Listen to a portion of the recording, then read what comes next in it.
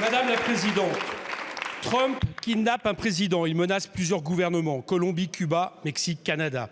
Il devient combattant, même contre ses alliés de l'OTAN, compte annexer le Groenland par la force ou par l'argent. Imagine réduire les pays européens au rang de vassaux et de pantins. Il multiplie les projets écocidaires et vis-à-vis du Sud n'a plus rien de solidaire. Le droit international, il veut le balayer. L'ONU l'a désintégré. C'est l'empire américain jusqu'à effacer Gaza pour une Rivera.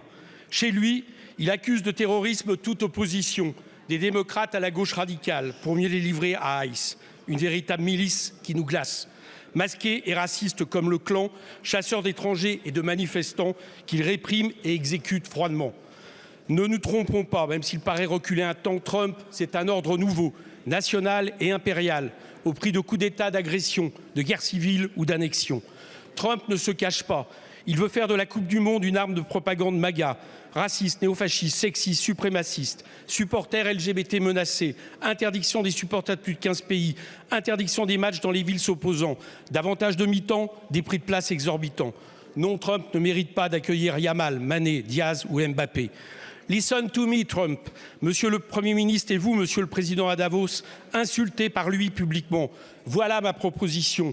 Vous adressez à tous les pays qui défendent l'ONU et le droit international contre la fausse conférence de la paix et de la force impériale, soit presque toutes les équipes qualifiées. Vous pourriez alors exiger ensemble de la FIFA qu'en juin prochain, la Coupe du Monde se joue au sol Mexique et Canada et boycotte les États-Unis de Trump. Il est encore temps. Merci beaucoup, monsieur le député. La parole est à madame Marina Ferrari, ministre des Sports. Merci Madame la Présidente, Mesdames et Messieurs les députés, Monsieur le Président Coquerel. Monsieur le Président Coquerel, j'associe bien évidemment à ma réponse le ministre Nicolas Forissier qui représente ici les affaires étrangères. Merci pour votre question, Monsieur le Président. Vous m'avez interpellé déjà publiquement il y a quelques jours, donc je vais à nouveau réitérer ma réponse puisque vous appelez notamment à boycotter la Coupe du Monde FIFA aux États-Unis. Alors, vous déclarez, parce que je vous écoute attentivement, que le sport est une arme politique. Non, Monsieur le Président Coquerel, le sport n'est pas une arme politique. Le sport, c'est un vecteur de rapprochement des peuples. C'est un vecteur de fraternité, c'est un vecteur de paix, comme les dicte d'ailleurs la charte olympique. Monsieur le Président, par ailleurs, je voulais vous dire que dans le contexte international extrêmement instable dans lequel nous vivons, toute surenchère aujourd'hui n'apparaîtrait pas opportune et risquerait de nuire à l'intégrité de nos athlètes. La Coupe du Monde FIFA, vous l'avez dit également, vous le savez, elle est organisée par 3 nations, le Canada, le Mexique et les États-Unis. Il est important de le rappeler. Elle s'inscrit donc dans un cadre beaucoup plus global et je souhaite que nous pensions aussi aujourd'hui à nos amis canadiens et mexicains.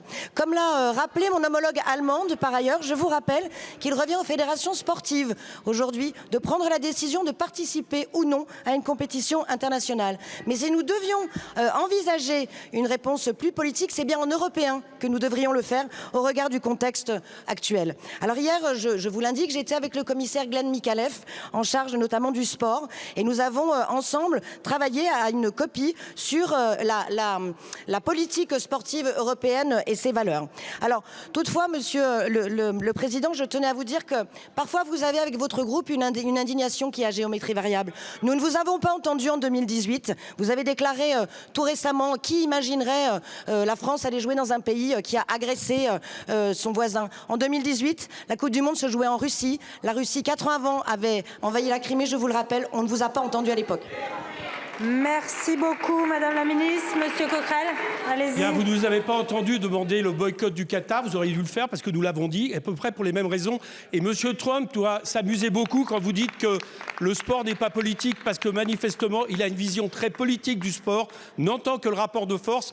Et je vous rappelle que, par exemple, pour le boycott de certaines équipes internationales, ce n'est pas les instances sportives qui ont pris la décision, mais il y a les instances politiques. Je regrette votre réponse.